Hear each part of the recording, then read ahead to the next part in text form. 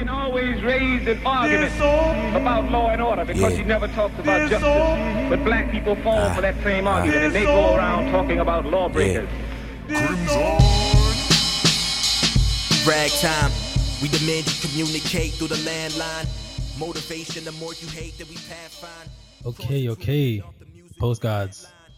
We back. I got my homie here. Can you hear us well, Paige? Yeah, I can hear you. Okay.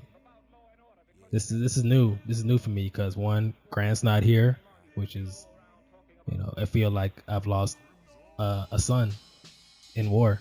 Yeah. But it's okay because we have a much better replacement in you, Paige. Oh yeah. I'm the backup. I'm the bench player. You're the sixth woman of the year. Yeah, right. Got me playing on fields that don't have grass on it. That's basically what this is. I'm teaching you how to be tough. Right. That's exactly it. It's the only way. It's the only way to learn. Right. It's like throwing somebody in the ocean to teach them how to swim. Right, exactly. Do you want to tell the people who you are? Do you want to give a brief introduction? Yeah, I don't know. I don't have much to say, but I'm just a big soccer fan, I guess. So I'm here contributing today. Based out here in LA, so just on the hustle and the grind. Not only you are a big soccer fan, but you're a big Manchester City fan. Right. Yeah. You said City, right? You didn't say United. Of course, I said City. Why would I ever use those words? Well, I never know what team you root for, so just trying to check. Wow. Sure. Wow. You're the one that's hating on Pep, so I don't even know what you're talking about. Good reasons. Good reasons. Also a big U.S. soccer fan and MLS fan. Shout out U.S. men's soccer team. Well, not them. U.S. women's team. Yeah, that's correct. Right. Exactly. I apologize for that, people. But I got a soft spot for Dempsey for sure. Yeah, don't tread on me. I always have a soft spot, and now that he's coming back. Exactly. He's never left. He's always there, keeping our heart. Don't worry about it. Yes, exactly. Yeah, it's me, Mr. Velvet Hoop, aka Young Pep, aka the Sweet Baby Angel, aka Jonathan, aka Jolingu on Twitter. And I'm glad you're on, Paige. It's been a long time because you've been digging the show. I'm happy. I'm supportive of that. And it's like, dang, I need to get you on because you've been. Yeah, appreciate it.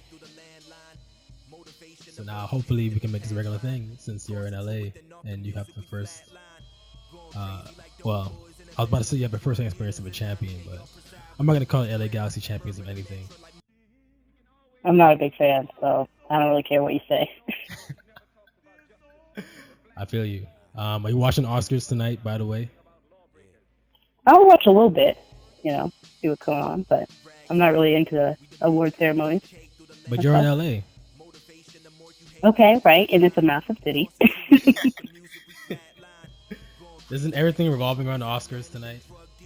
No, it doesn't. No. Well, I just hope you let me know about the after parties that you get invited to, especially when Moonlight wins. Yeah, well, I haven't seen Moonlight yet, actually. Say what? I haven't seen Moonlight yet. What? Yeah. Don't tell me you saw La La Land. No, I haven't seen any Oscar movie. No, okay. Get it past. So I'll go take my seat now. Thank you. So yeah, let's jump into it. Champions League. We talked about a little bit about Manchester City and them last week, but this week is a little different. It's been a few more games. I don't know if you checked out any of the games, but Porto played Juventus and Sevilla played Leicester City. Mm-hmm. Favorite team. Leicester. I mean, a lot has happened this past week. with Leicester and all that. But I don't know if you have any recaps around it. Anything? No, I wasn't. Yeah, I wasn't able to watch the games. Being on LA time is really difficult to catch some of the games. That's right. But you can sneak. I mean, I try to sneak in. You know how TV commercials they have like they show you watching the game on your phone and then your boss comes and you hide it. That's kind of me. Been me last few months. Yeah, that's what we were doing during the Olympics. Oh, so it was like a coordinated effort. Right. We're kind of monitor. I'm kind of monitored at work though, so it kind of sucks. Wow. It's Trump Nation for you right there. Basically, it's true. I watched a little bit of the Sevilla Leicester game, and you know, my heart is going for Leicester to win it all. Like just, I mean, if City doesn't win, which it looks like we're not because our defense is terrible. And Pep. Yes, and Pep too. I have Leicester taking it all just for the fluke of it. You know, it's just a weird year. You know, Leicester winning the title, Portugal winning the Euros. Yeah. Trump winning the election. Yeah. Brexit. I'm all for an underdog. So. Yeah. So with all of the manager being sacked, and I mean, it goes a whole different discussion around, you know, player agency. You know, I roll for the players because, you know, me and you are on the same page with the women's national team and you know, them getting paid. So I roll with the players, but even without that, they're coming and they look like they're going to upset. Well, let me not say that, but it looks like they're the calcium kids this year. So I'm excited. Yeah, me too. So would you want a vacation there? That's another story. I would not ever want to go to Leicester unless. It sounds like you do, though. The only time I would go to Leicester is if they. I mean, the only time I would have gone is when they won the title, just to see what. You know, actually, that's been my dream to actually go to Leicester or Newcastle or one of those like old English towns that are small, just to get extremely drunk and just walk around. Yeah. I had a similar experience when Germany won the World Cup, and I was in Germany at the time. It was crazy. Oh yeah, that's right. Where were you at? Let me guess. I was in Hamburg. What was that like? Crazy. Fireworks in the streets, people driving around, cars honking. I don't think I've ever experienced anything like it. Like, I mean, there's like, the thing that would probably have been like it would have been probably when the Cubs won the World Series. So the Cubs winning the World Series was like a much bigger thing to Chicago, I think. Right.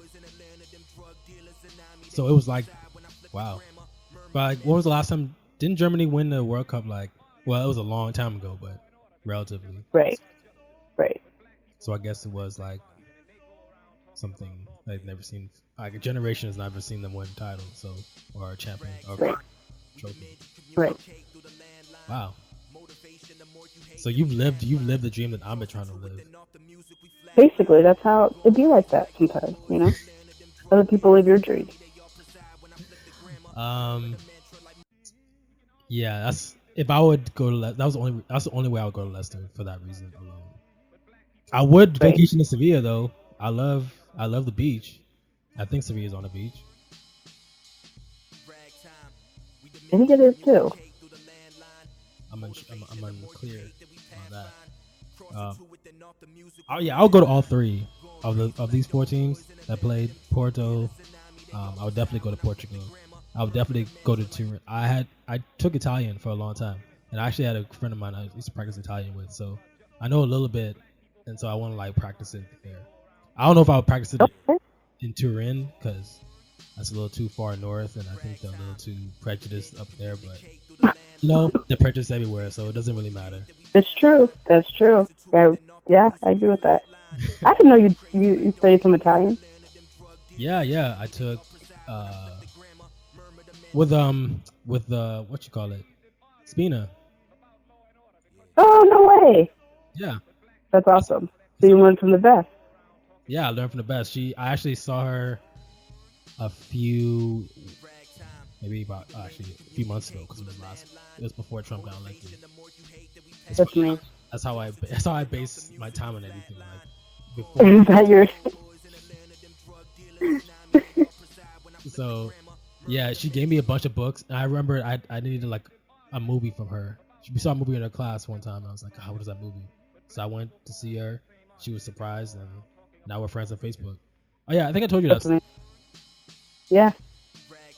I think I gave you her Facebook information. Yep, you sure did. Yeah, there we go.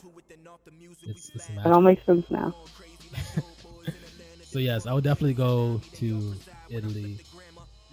Actually, if she would meet me in Turin, I would go chill there. If not, I'll go wherever else she is. Right. I don't think so.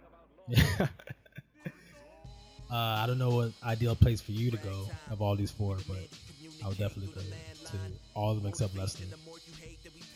I would go to Porto. I'm all for a coast city. Seaside town. Warm weather. Small country. Sign me up. Dang. Yeah. Being on the West Coast there. Oh, I mean, what? It's not really a small city, but it's on the coast. Right. I mean, I don't go out that way, but I live on the east side. When you do, you would do it. You would go to the beach. Although I heard the beach there is... In LA?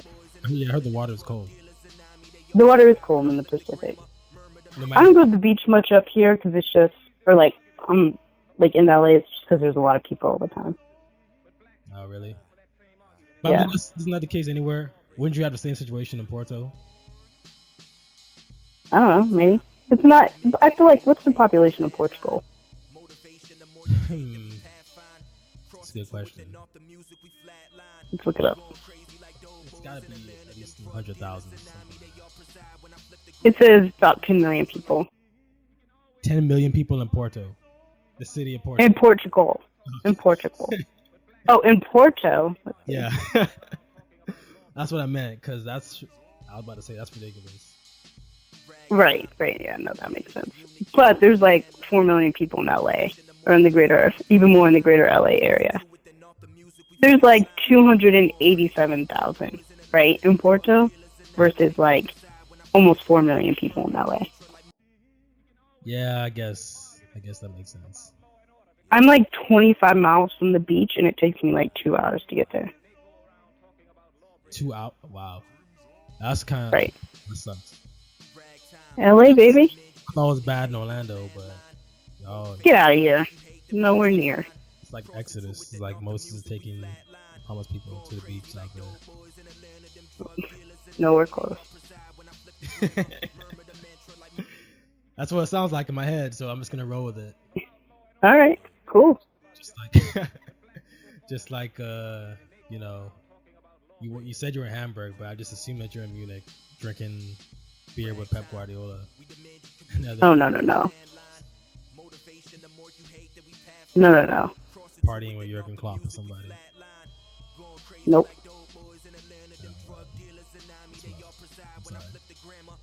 Yep. So speaking of worldly travels and all that, I want to talk about your boy Ryan Giggs. Mm-hmm. He recently came out with an art. I think he was being interviewed by somebody, and he was talking about managers in Britain, in Premier League specifically, because he felt that there were too many immigrants managing top Premier League teams. Because Mm-hmm. For us, like, we got Pep. Chelsea has Conte. Tottenham has Pochettino. United has Mourinho, obviously. Liverpool has Klopp. Right.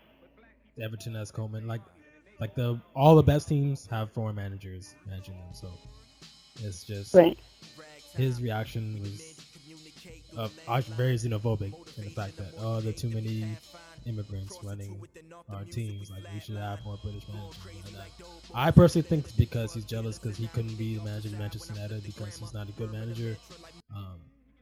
But that's just me. I'm Right. no bias or anything, but I'm glad you agree.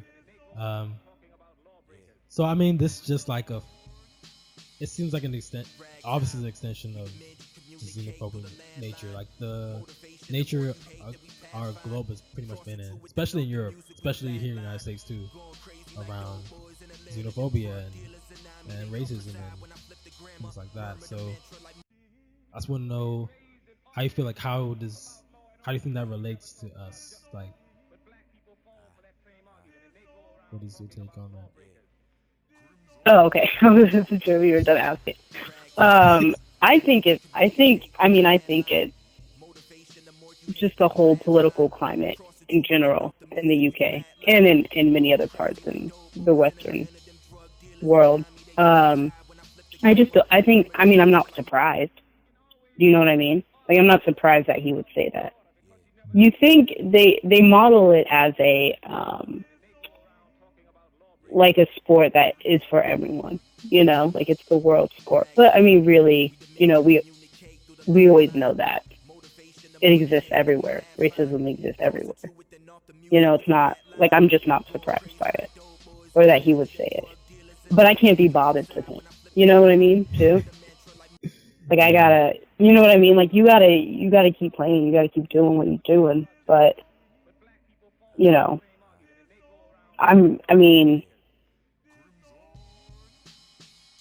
I think he's just a byproduct of the political climate. Him being a good or bad manager, is beside the point. Probably like a little bit of entitlement there. You know what I mean? Like, this is my team, therefore I should coach it. Like, it doesn't really work that way. For some people it works that way. Somehow Donald Trump is president, but whatever. But I don't know. That's kind of how I think of it when I first read it. Yeah, this is so. I guess I am a little disappointed too. Sorry, I guess I am a little disappointed too when you have someone that's been such a pillar for a very well-known team for so long. It's kind of like, really though, but yeah. Right. Yeah, I find it's weird for him to say that particularly because, for one, he is his family is not all the way English. Like his dad, he's mixed. He's mixed. Like his father was, I forget where his that father or his grandfather's from, his paternal grandfather. But I know like his paternal grandfather was immigrated there to England, and your team is owned by an American, so I really don't understand where the sentiment is coming from. Right, but there's like a lot of things. Like we can't say like, oh, this person is such and such, and therefore they shouldn't believe that way. You know what I mean? Like there are many women that are not, like, will say things that hurt other women, or like for example, Marco Rubio is Cuban, and like you would, what? You know what I mean? Like so, like people can very well be there. Or you can have your very worst enemy be someone who's part of your group. But also there has to be something said for people who can like pass in like the favorable part of society. They don't have to. They don't look or sound like people who are demonized, so they don't have to. Deal with that burden. They can continue living through privilege. If that makes sense. No, that makes total sense. I agree, and he does have those privileges going for him, Ryan Giggs and all that. Right. It's like, how do you not see? I mean, I understand how you don't see that. You don't see privilege, because that's what actually it is. But just like, how are you not self-aware of your situation? Like, you are maybe a few generations. Well, I mean, like part of your family is probably has ancestors in England or the UK in general, because he's from Wales. But at the same time, how are you not aware of that situation? How are you not aware that your team is not even English owned or UK owned? How are you not aware that the reason that you got a chance was from somebody not in England, not in the UK? I'm just so. I hear what you're saying. That makes sense because internal oppression is real, and you will you will say things or act in certain ways to appeal to the status quo. But like you said, he's a world-renowned person. Like he's one of the greatest players that ever play football. So how are you on those ground? How do you say these things and not be self-aware of the situation? I just don't understand. I'm right with you, Jay Lingo. I have no idea. So, there are many people like him that I will never understand. Yeah, it seems like it's a trend from at least that other team that's called Manchester. That's because David Moyes said the same thing before the new year, talking about United and how they're losing their tradition, quote unquote losing their tradition, by bringing on Van Gaal and then Mourinho. And it's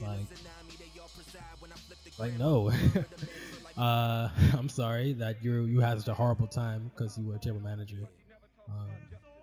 It's that you have to take it out on the fact that they're immigrants running your team. I just don't. It's a little scary coming from a team that's renowned globally to say these things.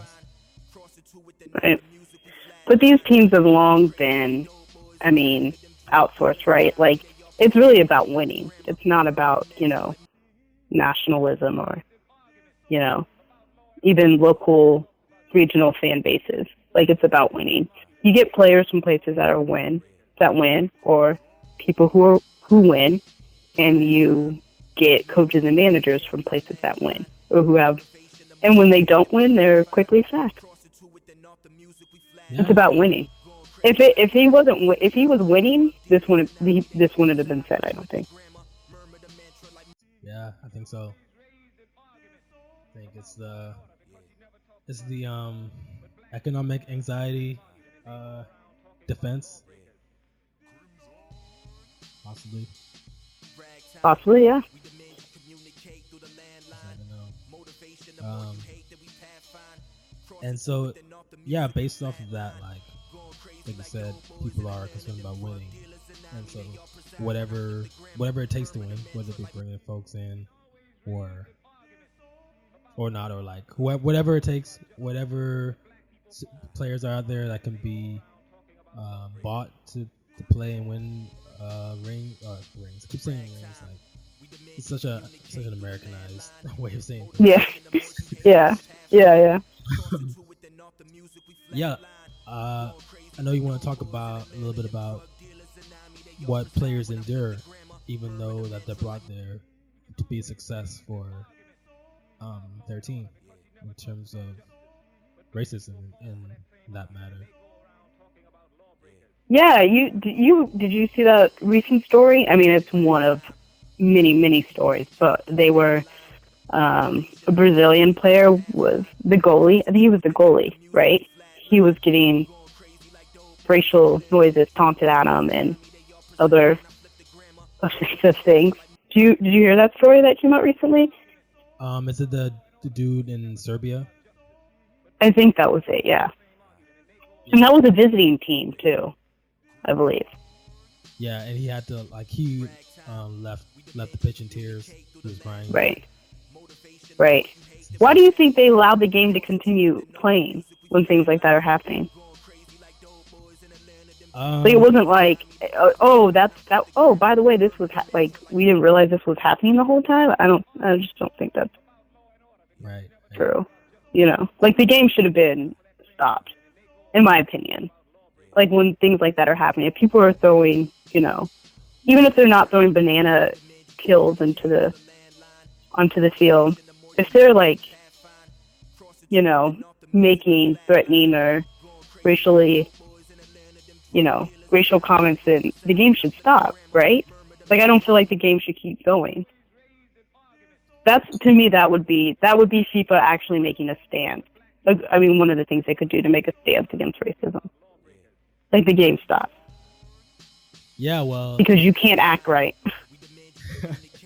No, yeah. I mean, you're penalizing the players who aren't participating, but you know, that's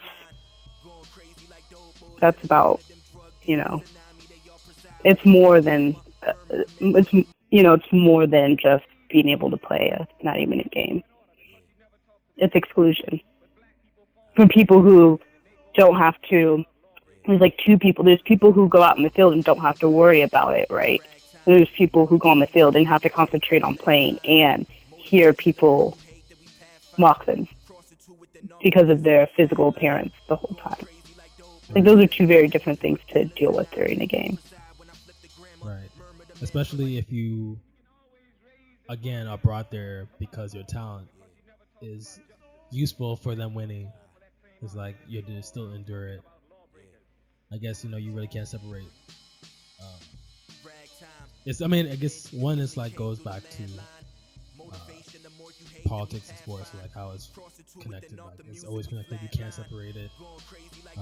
Your attitudes outside of the 90 minutes are the same inside 90 minutes. Like, there's no separation of that. You're always gonna be politicized.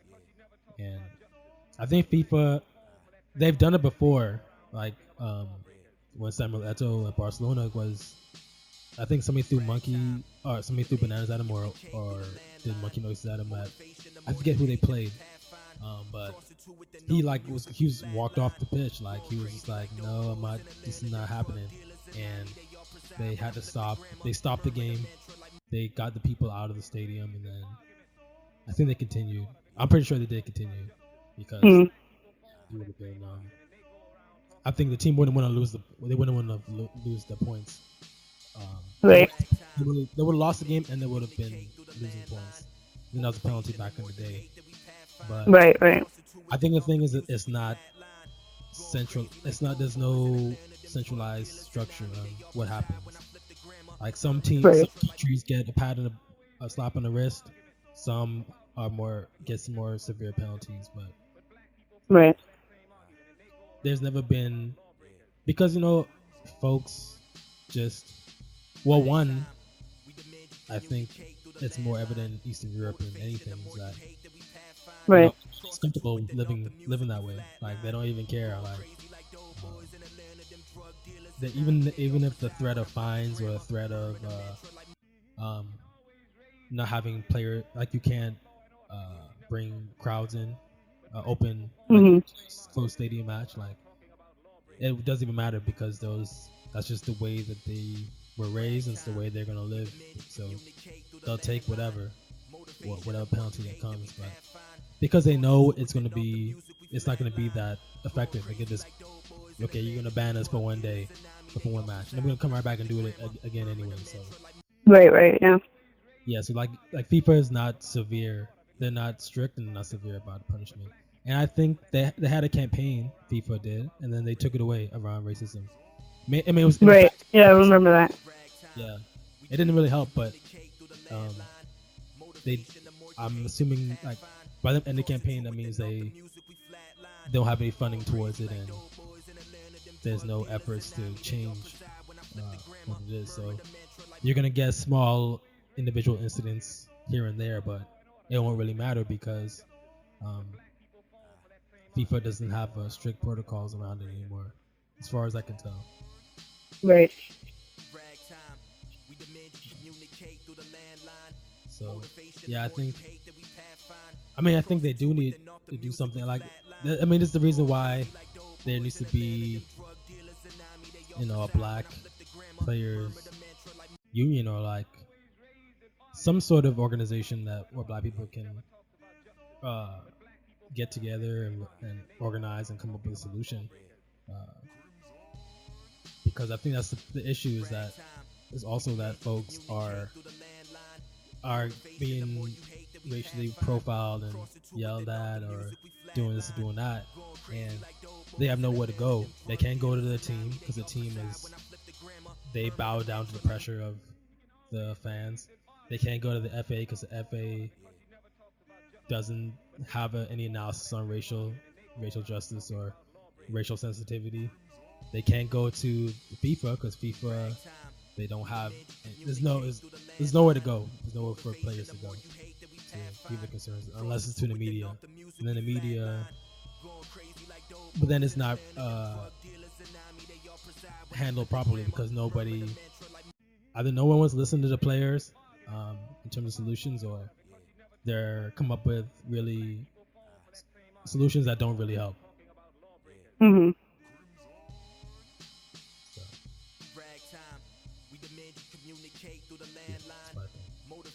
yeah. Well, that's what I wanted to know. Oh, I know I was the expert. I thought you were gonna give me some.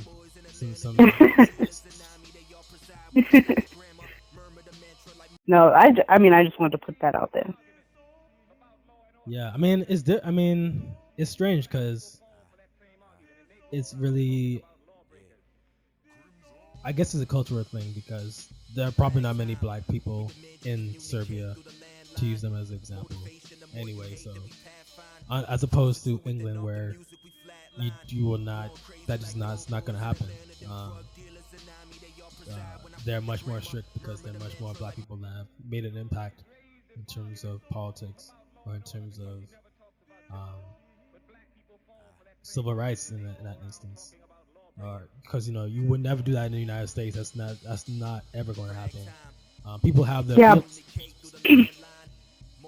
yeah, but this is also like just this isn't people who necessarily play for like a Serbian team. This is like when you match up in like a Champions League type situation or Europa League type situation, and so a team from like Spain plays or a team from the UK plays a team from Eastern Europe.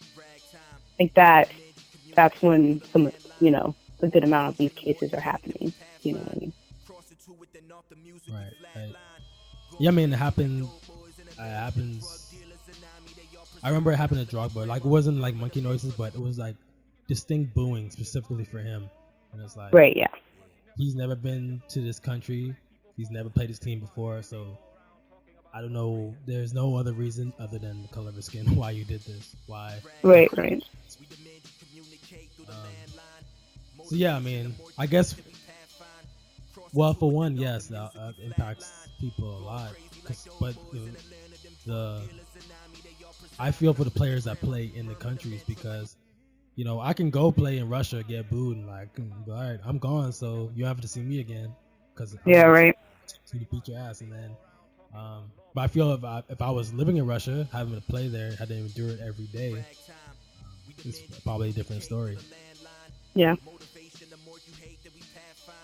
So yeah, I think the only solution for me I see is like if black players, current and former, created their own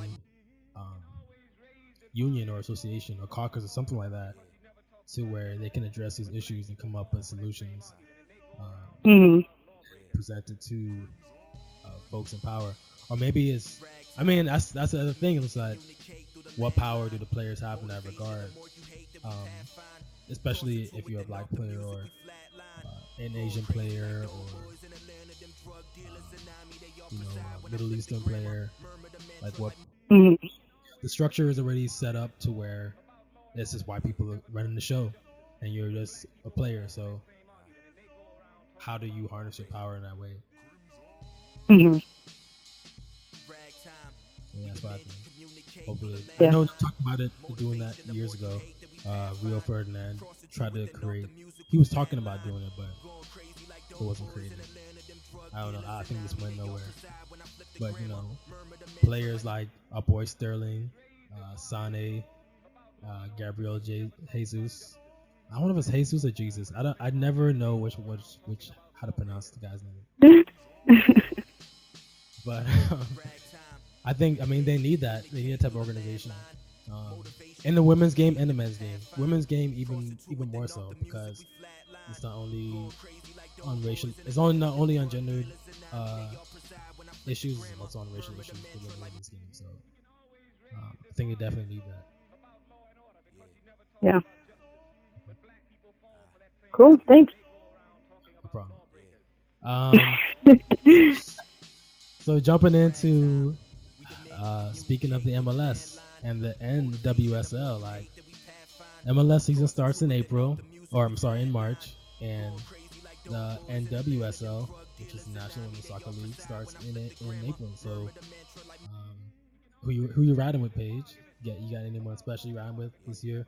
Any bandwagon jumping we got going on? Oh, come on. You know, we've been going to Orlando City soccer games since way back. So I don't even know why you asked me that question. Hey, you know, we used to get there, and it didn't matter where you sat because there was nobody there anyway. I remember those days. Yeah, it's long gone now. And everyone used to go to the same hot dog place after the game. Yeah, life in the second division, it was great. Tickets were cheap. Right. You could park at the Citrus Bowl. Pretty much at the door. Yeah. I remember I remember parking right by where the ticket booth was. Like, wow, this is there's no crowds. Just no. And man, now that's changed. It is definitely not different. So I haven't seen it in quite some time. Just the new crowd base, except the snaps that I get on Snapchat. But have you been by the new stadium lately? Like I'm excited to come back and kind of take a tour of it / watch a game. I haven't seen it completed yet. I've only seen it. It was like halfway there. So when I remember seeing it when it was like they were just building the foundation. I was like, wow, this is really small. And then the last time I went, it's like, wow, this is really huge. I mean, I just didn't judge how big the ground was. Actually, I've only seen it on Twitter. I've only seen right. And it looks great. Yeah. The many issues around it. One being in the historically black neighborhood, but right. It happens. Right. Yeah, we can go. We can definitely go into that. Yeah. Next week. But the stadium looks really good, though. I think it looks really good. And the fact that you can stand inside of it. They have like standing terraces now, so. Right, for the fan section, right? I think I saw that picture. That's cool. So it'll be like they're really trying to be like the UK. Right. Standing terrace. Well, they don't have it anymore because of like the major accidents and cause, but these ones are safe. Right. Right. Well, anyway. Stadium is majestic. Yeah, I'm rolling for Orlando City. Like I'm actually gonna start watching games like more regularly. Like I stopped doing the first. As soon as I got to the MLS, I don't know. My opinion of them just changed completely. Yeah, I mean they got they got some players where I was like, whoa, what team is this? But yeah, you're right. I need to get back.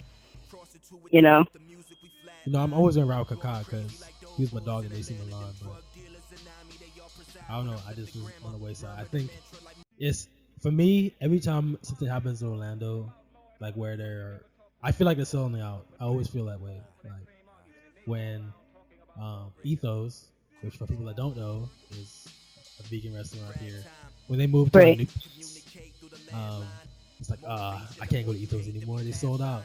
So now Orlando. I feel like you don't like change though. That's what this is really about. It depends. It depends in certain aspects. Orlando City going to the MLS, that was a change that I was not ready for. It's taken me a couple seasons, but now I'm accepting of it. All right. I'm right there with you though. Thank you. Yeah, I was expecting the hatred, but I'm glad that you ride. No, I kind of fell off on the wayside too, so I'm gonna get back in it. Especially the first game of the MLS season a couple of years ago, and how it was sold out. And I was just sitting. I wasn't at the game. I was sitting and watching on TV. My arm was like crossed. Like, I remember when we got in for $15 and I know. You probably could have just walked in at halftime, to be honest, but yeah, probably. I mean, you could probably do that again. I'm sure after this first game, which is sold out again, by the way, probably be like $10 again. Just walk right up in there. Right. But depending on our success, we might be really good this year, given the settings that. So did you get a ticket or no? No, I didn't get a ticket. No, I never get a wow. ticket. Wow. See. I usually. So what do I do? My friend has season tickets, and he is a member of the Ruckus, and so he gets discounted tickets. So I just be like, hey, let me get a ticket for this game because I can't go to every game. So I was like, it's pointless for me to get a season ticket. Right. Either watch it on TV or I guess. I just thought you would have gone to the first game if you were going to try to be a fan again, but sorry. I watched it on TV. The true test of fandom is like if you're able to go to the games after, because everybody's gonna be at the first game. Yeah. People that are not fans of soccer and who are fans, and people who are fans. So. Yeah, that's true. For the Jonathan parameter of fandom, it's how many games you go to after. That's my basis. I think they have a pretty steady attendance record, no? Orlando City? Yeah. I have no idea actually. For an MLS team, I thought they did. They have a good fan. I mean, they have a passionate fan base. I don't know if it matches the numbers, but in the fan section, they're always there because they've always been there. Right. So those people haven't changed. They've added more people now. Definitely. It's not any. In terms of, it might be different this year because it's a new stadium and all. And it's much more. One is catered to football specifically, and we have a women's team now. So yeah, which I'll be supporting the Pride hard because one. Oh, definitely. And two, they got my homie Alex Morgan on the squad, so I'm definitely riding hard for the Pride. Oh, I forgot about you and Alex Morgan. We go way back. I actually wanted to invite her to an event that we do at work. And I was like, it's around I was gonna use the approach around the pay gap issue, use that as an issue to pull her. We support pay equality too. So how about you support this, that's, and the other? Yeah, it can still happen, but I guess we have to wait. Yeah, what you waiting on? She's in France right now. Oh, so you know where she is all the time. No. It's because she plays part-time in France. Yeah, that's fair. Another problem is that you can't. Women's players are not making enough money to just play in one league. Right. Of course not. Yeah, it's a big problem. I think, one, they're trying to remedy that in Australia by making it so proceeds match. They have enough money to cover. I don't know how much money women's players make here, what the base salary is, but I know in Australia they're trying to change it up to where it's something that you can live on. You don't have to play in multiple leagues to earn a living. Right. So something that they might have to adapt. Something that seems feasible. But I don't even think they're unionized. The MLS is unionized, but I don't think the women's league is unionized. So that's a whole other issue within itself. Yeah. No, I agree. Need to work on that. Well, you're organizing out there, so. Yeah, that's true. I am in the business of organizing, and if I can't organize fashion models, then I guess women's soccer players are just the next best step. It's my opinion, though. And so, yeah, I think let's talk about stadiums. Let's talk about its impact too. I know you have strong feelings around that as well. Right. Well, I mean, that happens everywhere. Where they build stadiums hurts the neighborhood, or hurts the people who live in the neighborhood already. It's not like, I mean, a neighborhood could, 5 years down the road, you'll be like, oh, what were they talking about? Because all those people who were there are no longer there. It's not like where they're building the Rams stadium. I mean, it's like... Oh, yeah. How is that? I mean, it hurts the people that are already living over there. Someone told me, like, home prices jumped $100,000 overnight when it was announced. What? Yeah. I mean, LA is an already expensive place to live. So, there were, like, people I worked with that were looking to buy houses, and they were looking in that area and had to quickly be like, oop, never mind.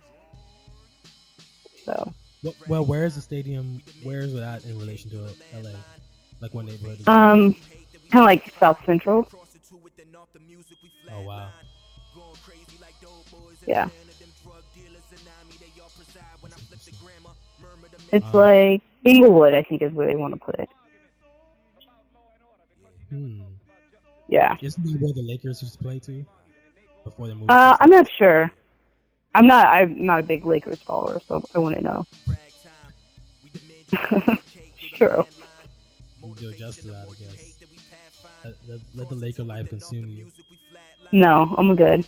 There's also so many teams in LA you can, like, I don't know. It's an interesting city, that's all I gotta say. Right. Yeah, I mean, obviously here, the city stadium is being built in Paramore, which is the historically black neighborhood. Mm-hmm. It's one is a problem because they had to push out a lot of black businesses here. Right.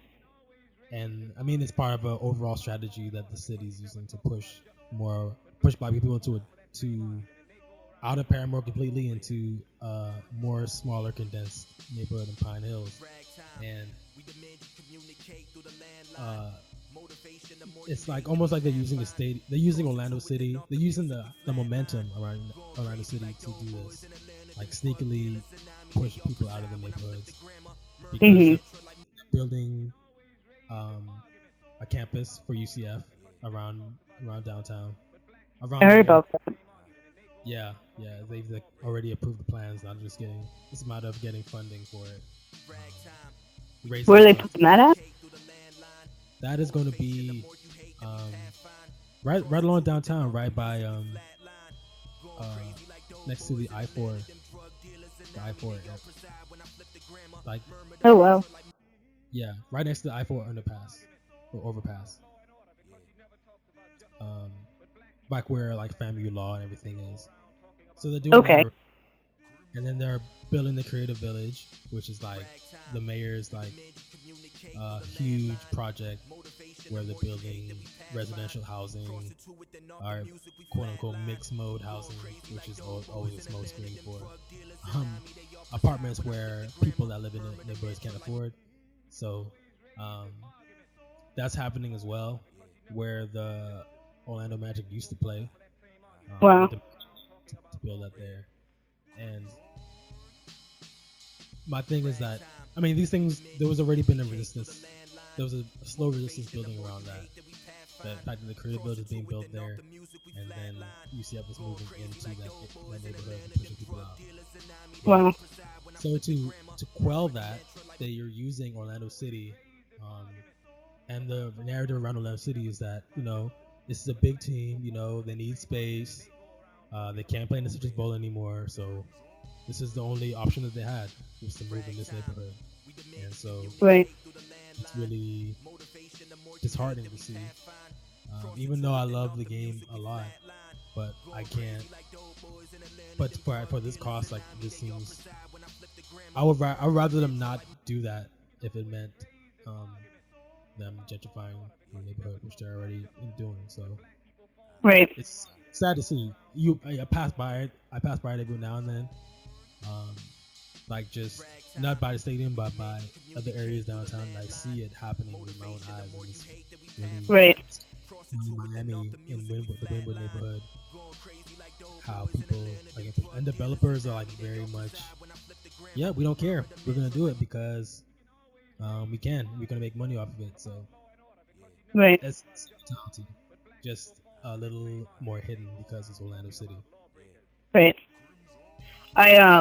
So I haven't been really to Orlando in like 3 years. So I was like, when I was there, I remember they were announcing the stadium and like where they were putting it and why that was problematic. But my question, you kind of answered it though, was just like, what 3 or so years later, what does it look like? What are people experiencing over there? Yeah, it's gonna be pretty bad. I mean, just given what's happened throughout the year with especially around criminalization of people. The Pine Hills area is already like demonized because of all the crime that happens there. But the crime's happening there because, one, there's no opportunities for people there. The city or county government's not putting any resources in job growth or in improving the city, the area in any way. And they're pushing more and more people in the neighborhoods that are really, really small. And now, after the Pulse tragedy, which is another thing that Orlando City, I feel, is capitalizing off of. Most of the people in Orlando is capitalizing off of that. Not just single out Orlando City, but Orlando City is definitely being used to as a way to, in my opinion, that they're using after the Pulse incident, they used them to justify why they should be in Orlando City, why they should be moving to Paramount, why they should be doing all those things. Right. Because most of the people that went to Pulse and usually went there are folks in lower income neighborhoods, because it's mostly people of color that went to that club. It's a really conspicuous way of trying to push people out. But that's another story. Right. But after the attack, now police are getting more militarized here. So, it just adds to that hopelessness that people already have. You can't get pushed out.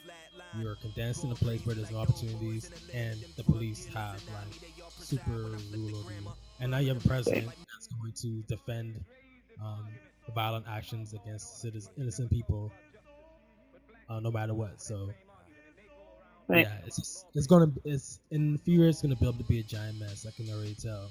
And nobody's gonna think Orlando City has anything to do with it. No one's gonna see the strategy behind it. They're just going to one, polarize the issue as opposed on racial lines and everything, and then it'll just be a huge. I mean, Orlando's already segregated, so this is gonna make it 10 times worse. Yeah.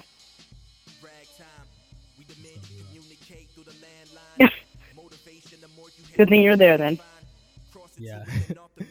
I'm here on the bandwagon for Atlanta City and the people. I mean, you have a history of bandwagon, so I don't we know. both know it's true. I don't know when this has happened. When I've ever bandwagon, I've always been City Blue till I die, and I've always been a fan of the Perp, Atlanta City Perp. So I don't know where that's come from. Okay, there's been some championship league games that we participated in or watched together, and you like to follow whoever is the most known player at the time. Okay, now see, this is an interesting point, especially around bandwagon, because the game that Paige is talking about is the 2012 Champions League final, where she rooted for Bayern Munich, and she's gonna deny it, I'm sure. Okay. And I was not rooting for Chelsea. I was rooting for a player, Didier Drogba, my boy, our boy. And ever since then, Paige is disavowed Bayern Munich, and it's been kind of sad to see. And so now I'm a bandwagon jumper because I was supporting Didier Drogba, which makes no sense to me. But hey, it's okay. But the thing is, what I'm trying to say is that now, and I heard this on another podcast around basketball, that we don't live in the time. Bandwagon is actually justified because you're not confined to a small city anymore, especially if you're not from the city and you're not from the U.S. and you're watching things from afar. It's like there's no way you can support one team anyway because you don't live there. But like in terms of mental health, it's actually better for you to just go with a team that's doing the best as opposed to like depressing yourself with a team that's always failing you time and time again. Dang. But do you think bandwagoning hurts the fan base, the original fan base of that original team or a local team? No, not really. I mean, I guess it hurts because again, it goes to the mental health things. Like you've been supporting this team forever.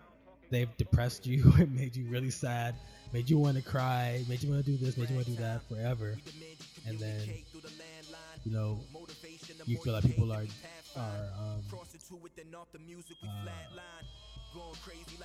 taking advantage, not taking advantage, but taking advantage of a situation where they're actually good. And it's like, wait a minute, you didn't suffer like I suffered to get here, so you have no right to support the team. But I think the more people, the better. Supporting a team. But do you think it hurts like teams don't remember where they came from? You know what I mean? Because sometimes with even Man City, I feel like they got so big. Like, for those teams, like, do you think they forget their roots, basically? I guess every team has to start somewhere, but... Yeah, I hear what you're saying. I think when City were broke, I mean, the thing is, I don't know if them having money would change that, or having a lot of money, and how quickly it happened would change that. I think, you just change. You don't work hard to stay the same. Mm-hmm. So, the identity has changed a lot, yes, and I noticed that fans are much more fickle. The City fans, that is. If they don't have any basis for it, like for example, for Yaya Toure specifically. I mean, I guess if you're a sports fan, you're fickle no matter. That's just a general rule. Like you're always fickle about something. Right. Yaya Toure, he's like, this is probably the greatest player you've ever had, and so now that you have a lot of money and you can buy anyone you want, you feel it's right to disrespect him. Right. When he's won you so many things. Like if we were still like struggling for money, I don't think they would have that same reaction for Yaya Toure. He could have played as horrible. He could have played horrible for every year he was on the team. Like they would still be happy to have him. But now that they have money, it's changed. So yeah, I do see that perspective in that matter. Things do change, but I guess that's a cost that you have to take to be successful. All right, I'm asking the big questions. I don't think anyone's come up to you with these hard questions. I know you're throwing me some heat right now. But no, Hey. Yeah, what? No, go ahead. Sorry. No, I was about to say, I think, yeah, you see people identity change, and you see how different things are. But again, if you're going to be successful, these are things that you didn't have to deal with. It's just a reality situation, and people change over time. We're in a more globalized world. There could be more people that don't know the history that well, that might be willing to learn. So it's up to us, the OGs, to actually be the ones to be like, if the situations where we're always complaining, that means we're being not organized in that sense. Like, if there's a crop of people that don't have the same mentality than us, it's not because that it's because somebody's organizing them to feel that way, and we're not making the effort to teach people the history. Right. So that, I don't know if you have anything to add, but I don't want to miss the opportunity to kind of like lead into the next question that I had. That was like, how big is too big? So there's, teams that win every year, how does that affect that, some of what you said, and also in terms of like, you got to keep evolving, but it seems like some teams, like some of it's just hit a plateau with the same winners with like Barcelona and Real and Bayern. And then, are we lacking competition? Do you think that fan base is hurting just because you almost know how it's going to play out every year? Right. I mean, that's why I stopped watching a lot of stuff. It's because it's like there's no there's such a lack of competition, and why I think I like to watch some American sports more so. But yeah, go ahead. No, I think that's great. A great question. I think Spain is definitely a 2-team race every year, and there's no. Atletico Madrid has come back and challenged. Well, they've only won the league once, so after that it was just Barcelona and Real Madrid. Right. So, yeah, I think in that sense, well, one, it's institutionalized, which makes it really bad, because Barcelona and Real Madrid get the bulk of the money, and so that's a really unfair advantage for them, as opposed to other teams that have to really scrap. Like Atletico Madrid really had to be perfect to win. Right. 2014. They had to be no slip ups of any kind. You see now, like they slipped up once or two times, and now like they're 10 points back, and they have no chance of winning. Right. And so it does make it a little unwatchable.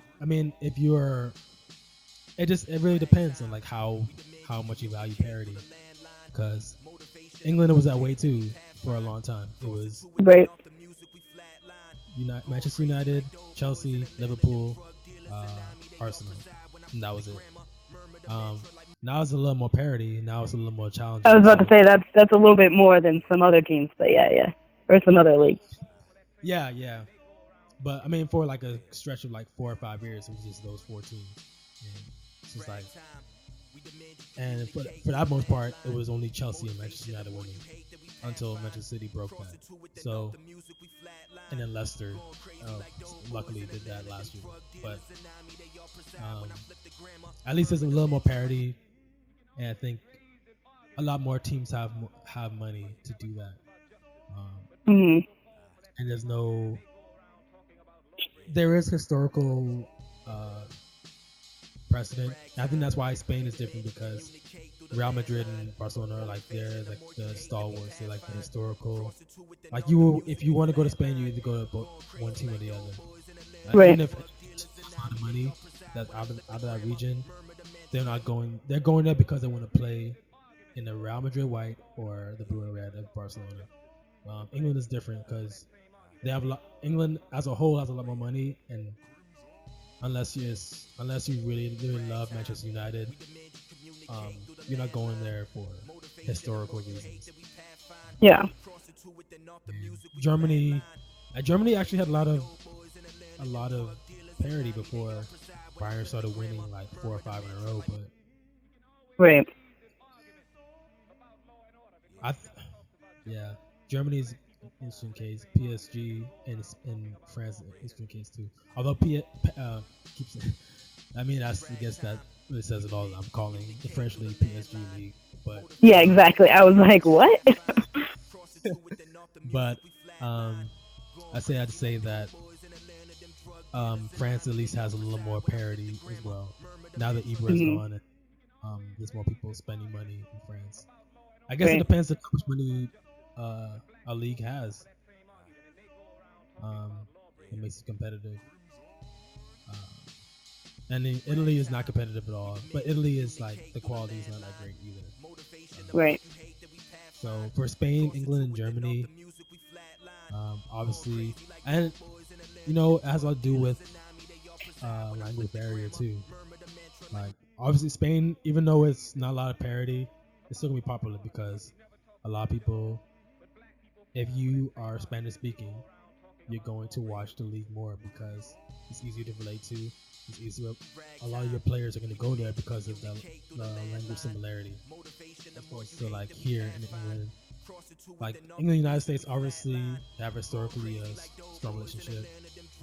Actually, if you really want to dig deep into it, it's really that colonial ties to it. A lot of Spanish-speaking countries are attracted to Spain because of that bridge. Right. That is history. So it doesn't mean there's a lack of competition. Lack of competition, yes, it does play a part, but at the same time, there are other reasons why people want to watch it. And I don't think they're not gonna be dissuaded because of those. So,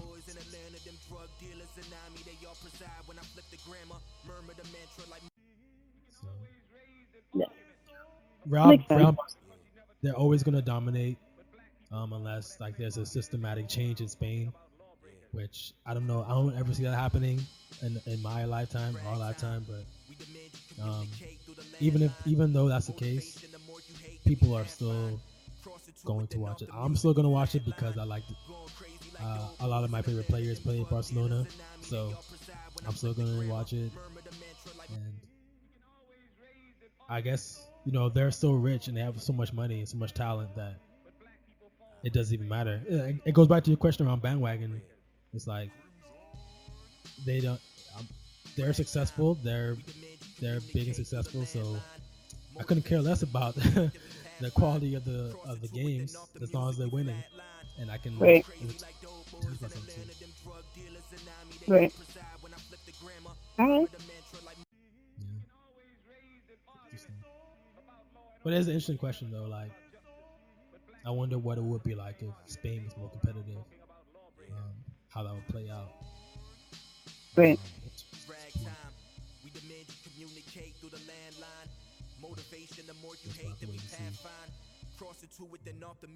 I mean, you lived in Germany, so how did that play out for you? Bayern was winning a lot. I mean, they're still winning a lot, but in your time in Pep's reign when you were there, they won a lot. So how does that impact you? I mean, it didn't really impact me. I mean, I also wasn't in southern Germany. I was in northern Germany, so the fan base was pretty loyal, where I was regionally. I don't know. I think it was just kind of, for me, it was like you kind of knew who was going to win. Like, I actually didn't follow it as much because I knew I could predict what was going to happen.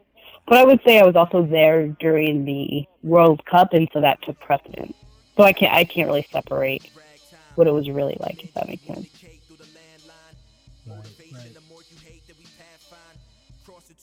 Right. But even though you knew that they were going to win, like you knew Bayern was going to win the league. Like there was no there was no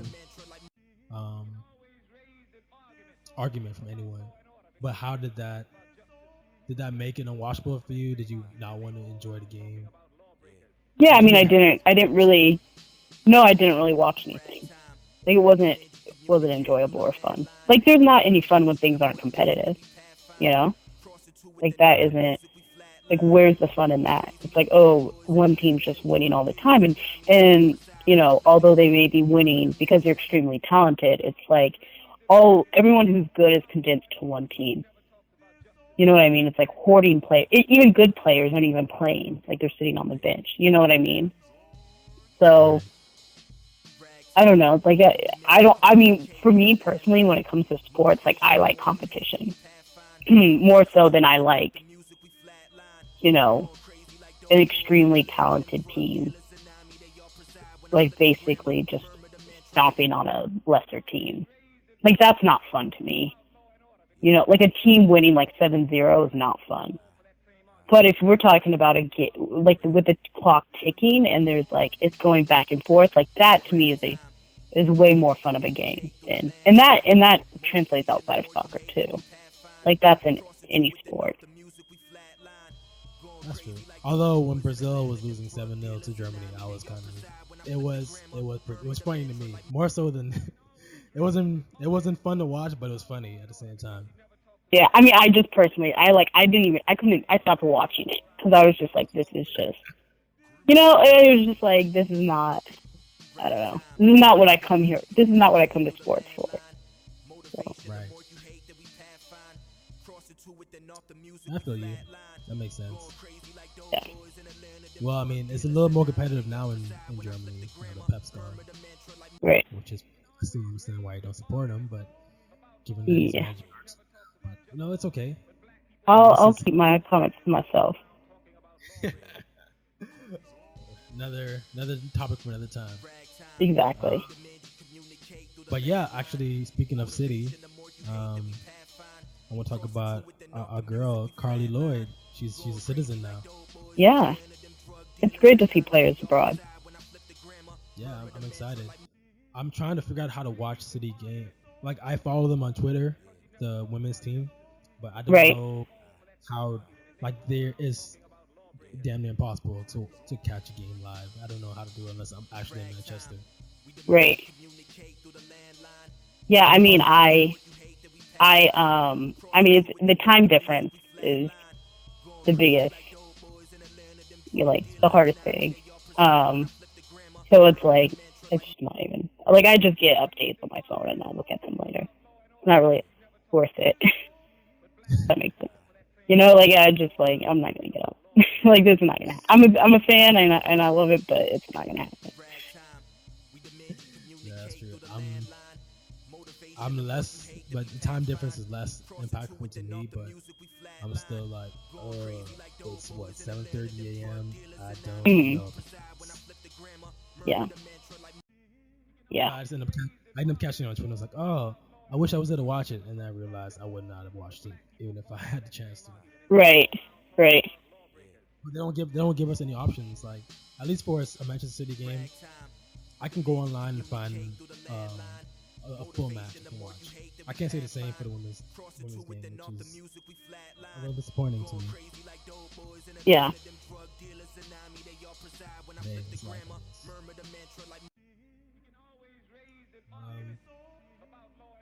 But yeah, I don't know if you have anything else. Want to wrap up our first episode together? How do you feel? Yeah, I feel good.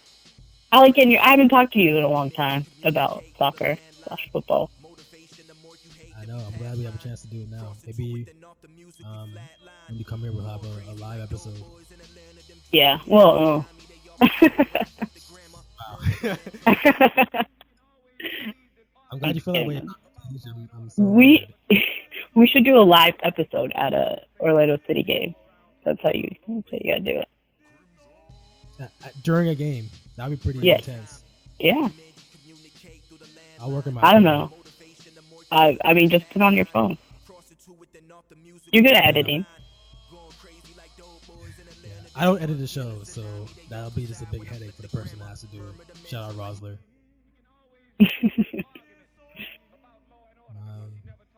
But okay. Post Gods, catch us on Facebook. The Post Gods on Facebook. On Twitter at Post Gods. I don't think you're following the page, so I need you to work on that if you're gonna be on our show. I gotta do what now? Follow us. I do Twitter. follow you. Oh, I stay off social media as much as possible. I'm sorry. That's sad. But It makes me sad, so I don't know what you... Okay, self-care is important, so I understand that.